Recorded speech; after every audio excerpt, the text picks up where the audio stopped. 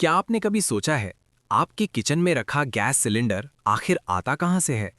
जिस गैस से रोज हमारे घरों में खाना बनता है, वो गैस जमीन के अंदर कैसे बनती है और फैक्ट्री तक पहुंचकर सिलेंडर में कैसे भर दी जाती है? आज हम जानेंगे लिक्विफाइड पेट्रोलियम गैस यानी एलपीजी गैस की पूरी कहानी। एलपीजी का मतलब होता है लिक्विफाइड पेट्रोलियम गैस।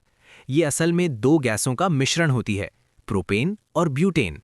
इसकी खास बात यह है कि सामान्य दबाव में ये गैस होती है, लेकिन जब इसे दबाव दिया जाता है तो ये तुरंत तरल यानी लिक्विड बन जाती है।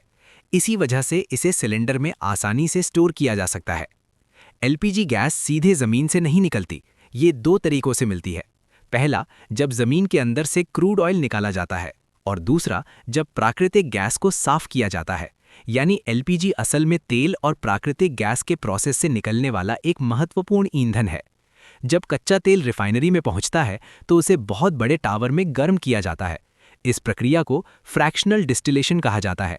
इसमें तापमान के हिसाब से अलग अलग ईंधन अलग हो जाते हैं, जैसे पेट्रोल, डीजल, केरोसिन, और ऊपर की तरफ निकलती है एलपीजी गैस। रिफाइनरी से निकलने के बाद इस गैस को ठंडा किया जाता है और उस पर ज़्यादा दबाव डाला जाता है। दबाव बढ़ते ही एलपीजी गैस तुरंत तरल रूप में बदल जाती है। इसी तरल गैस को बड़े बड़े टैंकों में स्टोर किया जाता है।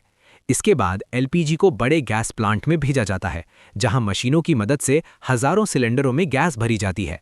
भारत में ये काम बड़ी कंपनियां करती हैं, जैसे Indian oil corporation, Bharat petroleum और हिंदुस्तान पेट्रोलियम। फिर ये सिलेंडर ट्रकों के जरिए देश के करोड़ों घरों तक पहुंचाए जाते हैं। एक दिलचस्प बात यह है कि एलपीजी गैस असल में बिना गंध की होती है, लेकिन अगर गैस लीक हो जाए तो लोगों को पता नहीं चलेगा। इसीलिए इसमें खास केमिकल मिलाया जाता है, जिसे कहते हैं इथाइल मरकैप्टन। यही केमिकल एलपीजी को उसकी तेज गंध देता है। तो अगली बार जब आप अपने किचन में गैस जलाएं तो याद रखिए, ये गैस हजारों किलोमीटर का सफर तय करके जमीन के अंदर से रिफाइनरी तक और फिर फैक्ट्री से होते हुए आपके घर तक पहुंचती है। ऊर्जा की ये छोटी सी लॉ दरअसल एक बहुत बड़ी इंडस्ट्री की कहानी है।